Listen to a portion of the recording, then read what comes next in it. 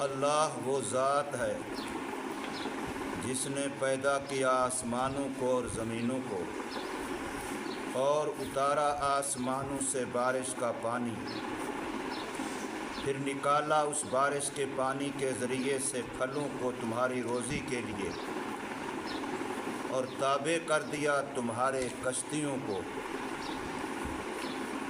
کہ چلتی ہیں وہ سمندر میں اس اللہ کے حکم سے، اور تابع کر دیا تمہارے لیے نہروں کو، اور تابع کر دیا تمہارے لیے سورج کو اور چاند کو کہ دونوں چکر لگانے والے ہیں برابر، اور مسخر کر دیا تمہارے لیے رات کو اور دن کو، اور دی تم کو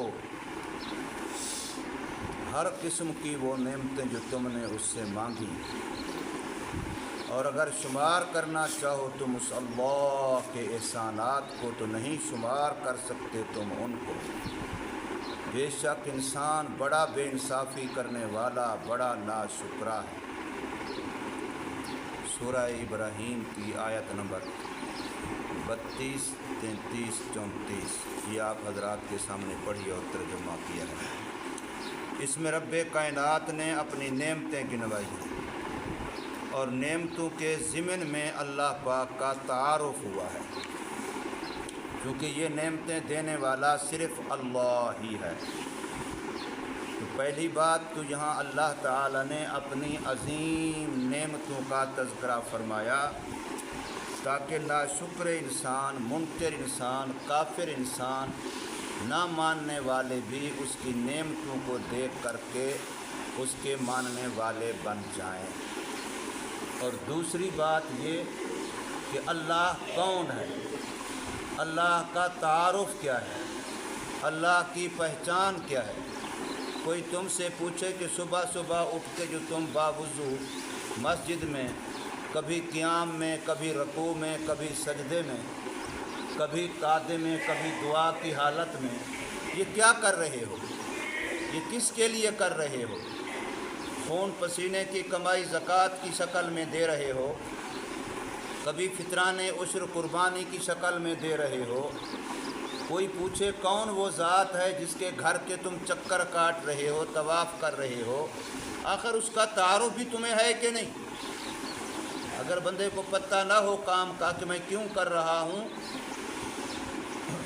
یہ بیکار طلب ہوتی ہے، طلب عبث اور مجہول طلب ہوتی ہے، اور یہ غلط اور بے عقلی کی بات ہے۔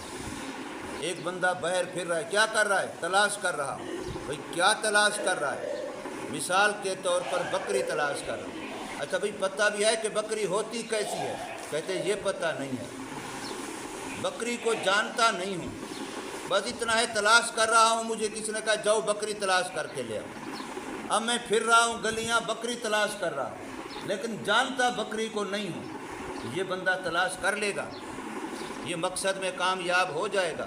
اس کو پتہ نہیں ہے کہ بکری ہے کیا، میرا مطلوب جو ہے وہ اس کو جانتا ہی نہیں ہے۔ ہم سب کا مطلوب اللہ ہے، ہم سب اللہ کے متلاشی ہیں، سب اللہ کے عاشق ہیں، سب اللہ کے محب ہیں، سب اللہ کو چاہنے والے ہیں، سب اللہ کو تلاش کرنے والے ہیں، سب اللہ کو پانا چاہتے ہیں، سب اللہ تک پہنچنا چاہتے ہیں۔ تو اللہ کو جانتے نہیں ہیں تو پہنچیں گے کیسے؟ وہ ملے گا ہمیں کیسے؟ ایک بندہ کوئی سبزی لینے بازار گیا ہوا ہے، لیکن وہ اس سبزی کو جانتا نہیں ہے، تو پھر وہ لے لے گا؟ بنیادی چیز یہ ہے کہ جس کے لیے آپ رکوع کرتے ہیں اس کو جانتے ہیں، جس کے لیے آپ سجدہ کرتے ہیں اس کو جانتے ہیں، جس کے لیے آپ قیام میں قعدے میں ہوتے ہیں اس کو جانتے ہیں، جس کے لیے آپ رات دن سردی گرمی تھکان برداشت کرتے ہیں کیا اس کو جانتے ہیں؟ کہتا تو ہے کہ میں اللہ کے لیے کر رہا ہوں۔ بھئی اللہ ہے کون اس کا بھی پتہ ہے؟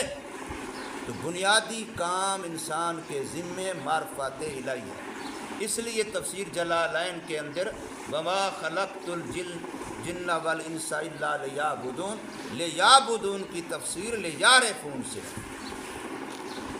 انما یخشی اللہ من عبادہ العلماء، علماء کی تفسیر آئے العرفاء سے ہے۔ جو قرآن مجید کی تفسیروں میں یہی لکھا ہوا ہے، اور بنیادی تفسیر ہے، قدیم تفسیر ہے۔ مقصد ہی معرفت الہی ہے، مقصد ہی اللہ کو جاننا ہے۔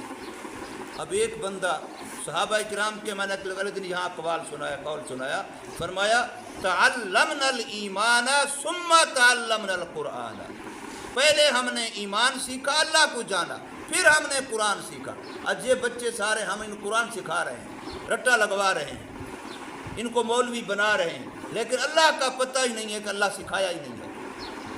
اور پھر سب سے بڑی دکھ کی بات یہ ہے کہ ہمارے نصاب میں ہی وہ کتاب نہیں ہے جس میں اللہ سمجھایا سکھایا جائے۔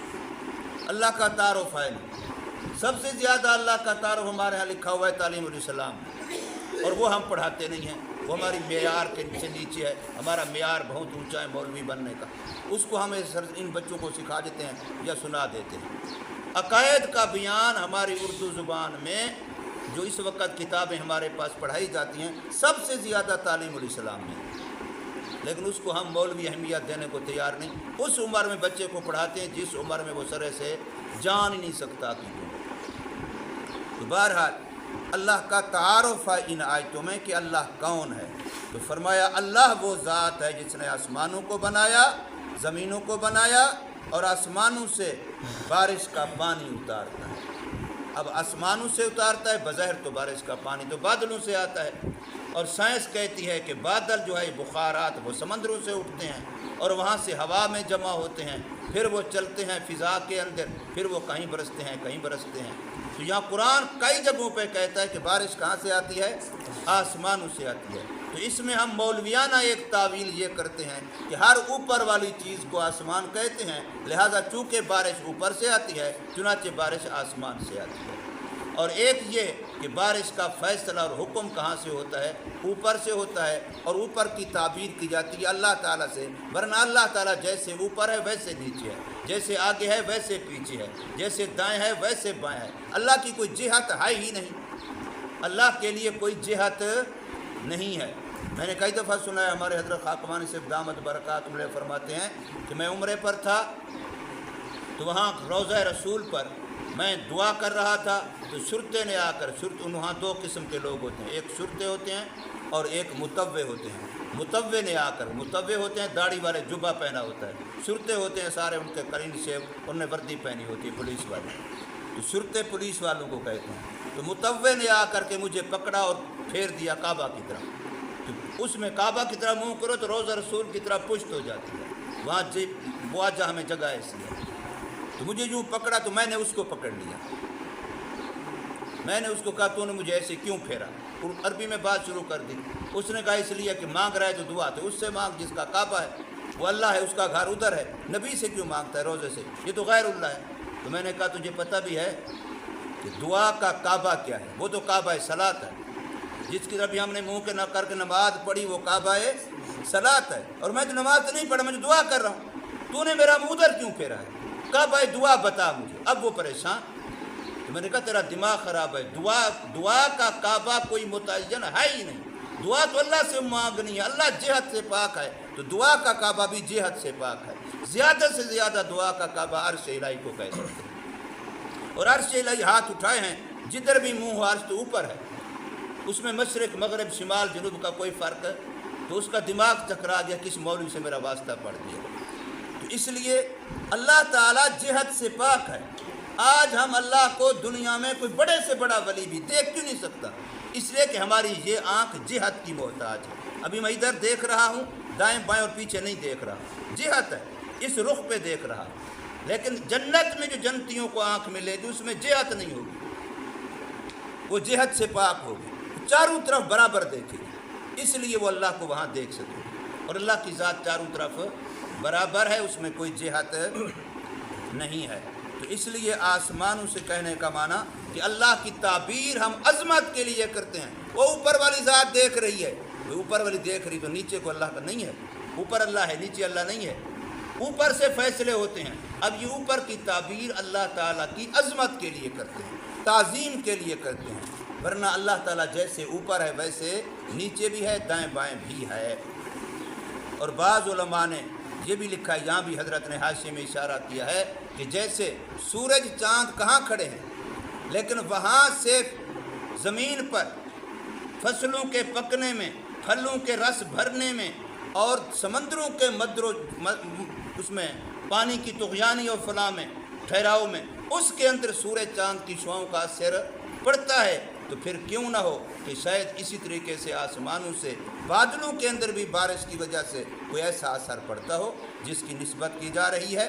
فَأَخْرَجَ بِهِ، پھر اللہ نے اس بارش کے پانی کے ذریعے سے نکالے مِنَ الثَّمَرَاتِ، یہ زمین سے جتنا کچھ پیدا ہوتا ہے یہ سب ثمرات میں ہے۔ ثمرات کا معنی ہمارے یہاں جو صرف پھل کیا جاتا ہے، میوے کیا جاتا ہے، جس کو ہم انار سیب کہہ لیں، یہ صرف یہ مراد نہیں، تمام زمین سے پیدا ہونے والی چیزیں وہ ثمرات ہیں۔ رزق لکم، تمہاری روزی کے لیے، اور تمہارے ہی کام میں لگا دیا اللہ نے کشتیوں کو۔ کشتیاں ہوں یا آج کل بڑے سے بڑا کوئی بحری سمندر کا بیڑا ہو، وہ سب اسی کے اندر داخل ہے، چھوٹی سے چھوٹی کشتی سے لے کر کے بڑے سے بڑے سمندری بیڑے تک وہ سب اسی میں داخل ہے۔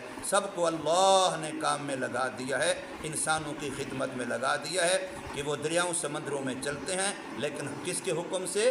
اللہ کے حکم سے، ورنہ اللہ مخالف ہوا چلا دے، پانی کا رخ مخالف کر دے تو انسان، ملاح، کشتی والے جتنے بھی ہوں ان کے قابو میں نہیں رہتی۔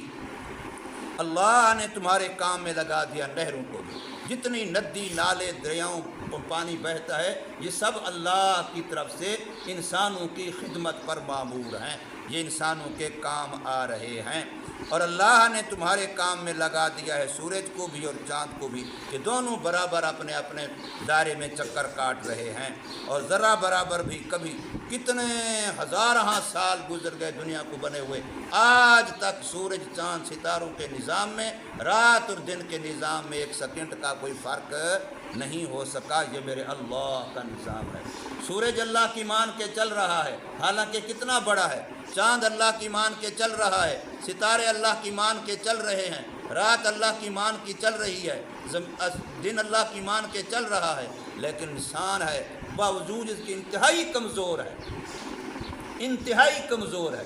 کمزور ہو کے نہیں، مچھر کتنا بڑا ہے، اور بڑے سے بڑے پٹھان خان سے کیا کر دیتا ہے، ایک مچھر کاٹتا ہے تو وہی نکل جاتی ہے، ایک مچھر کاٹتا ہے، مچھر کی حیثیت کیا ہے، مچھر ہے کتنا، لیکن ایک مچھر آرام سے سویا ہوا ہے بندہ، بڑے مزے کی نیند، ایک مچھر آ جائے تو اس کا سارا آرام ایسی تیسی پھر جاتی ہے۔ اس لیے انسان کمزور ہے، انسان کمزور ہے۔ یہ انسان جو اتنا کمزور ہے، مچھر سے بھی کمزور ہے، اس سے بھی دیا گزرا ہے، وہ انسان اللہ کی نہیں مانتا، اور اتنی بڑی اللہ کی مخلوق، پہاڑ، دریا، سورج، چاند، زمین، آسمان، وہ اللہ کی مان کے چل رہے ہیں۔ فرمایا اور اللہ نے تمہارے ہی کام میں لگا دیا رات کو بھی اور دن کو بھی، اور پھر فرمایا آتاکم من کل ما سألتموہ، جو تم نے مانگا اللہ نے تم کو دیا۔ اب یہاں مانگنے سے مراد بھی ضرورت ہے، جو تمہیں ضرورت پڑا اللہ نے دے دیا، چاہے تم نے زبان سے نہیں بھی مانگا لیکن تمہاری ضرورت تھی اللہ نے دے دیا۔ ماں کے پیٹ میں اللہ نے آنکھیں دی، ہم نے مانگی تھی، ماں کے پیٹ میں اللہ نے زبان دی، دل دیا، دماغ دیا، ہاتھ دیے، پاؤں دیے، اللہ نے کیا کچھ نعمتیں ماں کے پیٹ میں دی، بن مانگے دی ہیں، لیکن ہماری ضرورت تھی اللہ نے دے دی۔ تو اس لیے یہاں سال تو منہ سے مراد ضرورت ہے، نہ یہ کہ تم مانگو، یعنی حال سے مانگنا، کال سے مانگنا۔ حال سے مانگنے کا معنی ضرورت ہے، تمہاری حالت، کہیں بندہ پیاسا کھڑا ہے، اگرچہ زبان نہ ہلائے لیکن حال سے وہ اللہ سے مانگ رہا ہے تو اللہ اس کی پیاس کا انتظام کر دیتا ہے۔ لیکن یہاں لفظ لگایا من کل ما سأل، تو من کو تبعیضیہ بناؤ تو پھر وہ سوال ختم ہو جائے گا کہ بھی قرآن تو کہہ رہا ہے تمہاری ہر منہ مانگی چیز ہم نے دی، حالانکہ ہم کتنی مانگتے ہیں پھر بھی نہیں ملی ہوتی۔ تو یہ ایک عجیب بات ہے، قرآن کہتا ہے وَآتَاكُم مِّن كُلِّ مَا سَأَلْتُمُوهُ، کہ اللہ نے تمہیں دے دی ہر وہ چیز جو تم نے مانگی، جبکہ ہم بہت کچھ مانگتے ہیں لیکن نہیں ملتا۔